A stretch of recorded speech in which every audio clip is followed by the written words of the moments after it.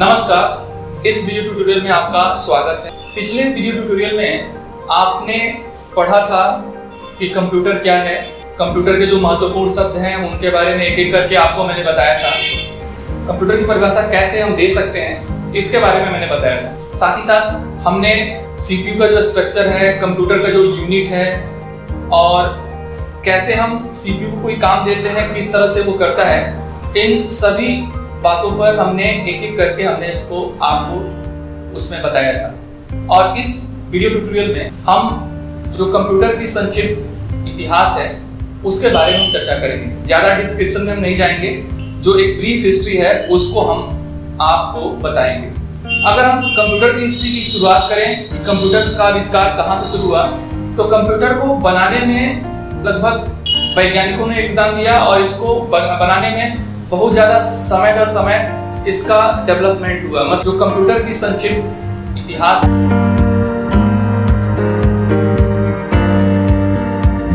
तो ये शुरुआत हमारा 3000 ईसा पूर्व एक एबेकस नाम का इंस्ट्रूमेंट का आविष्कार चाइना में हुआ था। इसके बाद इसका प्रयोग ताइवान, मलेशिया और जापान जैसे देशों में किया गया। इसका प्रयोग जो वहाँ के व्यापारी थे वे लोग अपने जो भी प्रोडक्ट्स जो सेल्स और परचेज करते थे उसको काउंटिंग के लिए इसका प्रयोग करते थे। इसी तरह से हम अगर बात करें 1614 ईस्वी में जो जॉन नेपियर थे उन्होंने लॉगरिथम का आविष्कार किया और 1615 ईस्वी में ब्रिज नामक वैज्ञानिक ने इसको 10 के फॉर्म में कन्वर्ट कर दिया, यानी लॉगरिथम को 10 के फॉर्म में कन्वर्ट कर दिया। बाद में यही 10 बाइनरी लैंग्वेज बन गया जो कंप्यूटर के भाषा के रूप में प्रयोग किया गया। यानी कंप्यूटर जो कार्य करता है वो 10 यानी डिजिटल फॉर्म में काम करता है, बाइनरी लैंग्वेज में काम करता है और बाइनरी लैंग्वेज को ही कंप्यूटर को भाषा बनाया गया।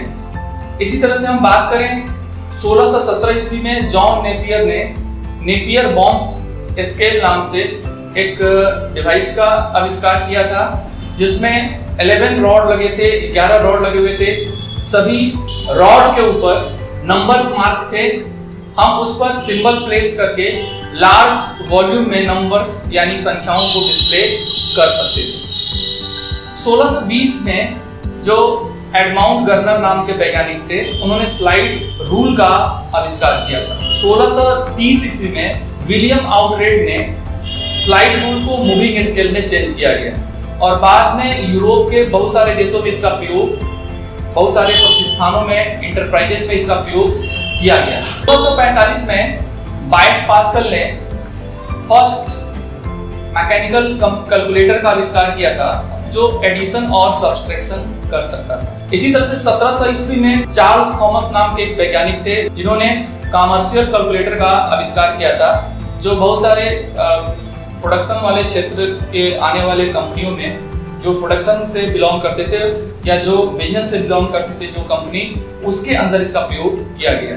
1911 में जे.आर. मुनरी ने कीबोर्ड कैलकुलेटर पंच कार्ड का डेवलप किया जिसको बहुत सारे जगहों पे इसका प्रयोग किया गया। चार्ल्स बेबेज कंप्यूटर में उनका जो कंप्यूटर के क्षेत्र में कंप्यूटर के विकास में, चार्ल्स बेबेज का कंप्यूटर के विकास में एक महत्वपूर्ण योगदान है और उनका योगदान भुलाया नहीं जा सकता है।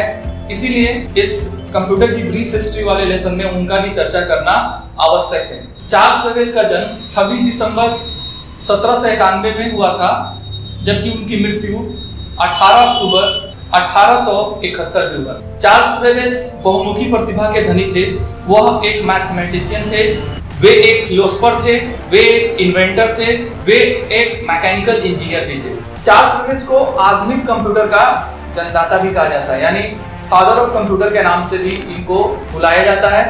उन्होंने अपने जीवन काल में 2 कंप्यूटर को डेवलप करने में योगदान दिया था। एक का नाम डिफरेंट इंजन था और दूसरे का नाम एनालिटिकल इंजन था। डिफरेंट इंजन एक ऐसा कंप्यूटर था जो पॉलिनोमियल, ट्राइगोनोमेट्रिक जैसे सवालों को, जो बेसिक सवाल थे, जो बेसिक क्वेश्चन थे, उनको हल कर सकता था। और ये अधूरा रहा, मतलब पूरी तरह से बनाया नहीं जा सका। बाद में इसको लंदन के साइंस म्यूजियम में जो इसके अधूरे पार्ट थे इसको असेंबल करके 1991 में साइंस म्यूजियम में रखा गया। एनालिटिकल इंजन जो था वो जनरल पर्पस का मशीन था और यही कंप्यूटर था जिसके आधार पर जो मॉडर्न कंप्यूटर है उसका आधारशिला रखा गया। यानी जो आप मॉडर्न कंप्यूटर आप देख रहे हैं, जो आधुनिक कंप्यूटर आप चला रहे हैं, उसका जो आइडिया है, उसका जो फाउंडेशन है, इसी आपके एनालिटिकल इंजन के आधार पर रखा गया था। एनालिटिकल इंजन एक ऑटोमेटिक कंप्यूटर था, जबकि डिफरेंट इंजन एक मैकेनिकल कंप्यूटर था। और ये पंच कार्ड से जो एनालिटिकल इंजन था वो पंच कार्ड से प्रोग्राम किया जा सकता था।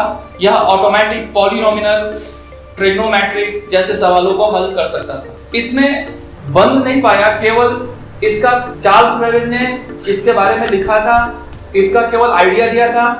कौन कौन से कंपोनेंट उसमें प्रयोग किए गए थे अगर हम ये देखें तो पहला इसमें था द स्टोर, जिसमें यह मेमोरी के रूप में काम करता था, यानी डेटा को स्थायी या अस्थायी तौर पे इसके अंदर स्टोर किया जाता था। इसी तरह से दूसरा जो था वह मिल्स था, जो सीपीयू के तौर पे काम करता था, मतलब एज ए सीपीयू के रूप में इसका प्रयोग होता था।